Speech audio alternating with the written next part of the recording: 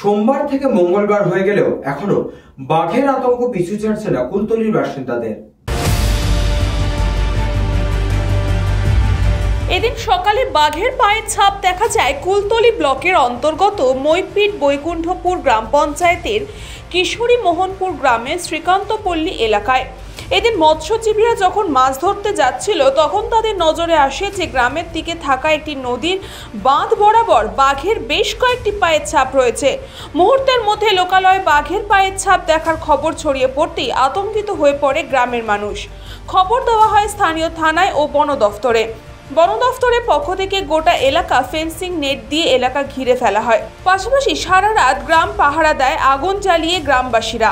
এরপরও মঙ্গলবার সকাল হতেই আবারও নতুন করে বাঘের আতঙ্ক ছড়ায় দক্ষিণ 24 পরগনায় মইপিট কোস্টাল থানার অন্তর্গত উত্তর বৈকুণ্ঠপুর মাকড়ি নদী এলাকায়। মঙ্গলবার সকালে মৎস্যজীবীরা মাছ ধরতে যাওয়ার সময় নদীর চরে দেখতে পায় বাঘের তাজা ছাপ।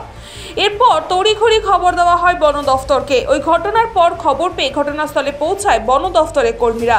এ বিষয়ে দক্ষিণ 24 পরগনার বন বিভাগের আধিকারিক নিশা গোস্বামী তিনি জানান, গতকাল যে বাঘটি দক্ষিণ বৈকুণ্ঠপুর এলাকায় প্রবেশ করেছে সেই বাঘটি নদীর চর থেকে উত্তর বৈকুণ্ঠপুর এলাকায় চলে এসেছে।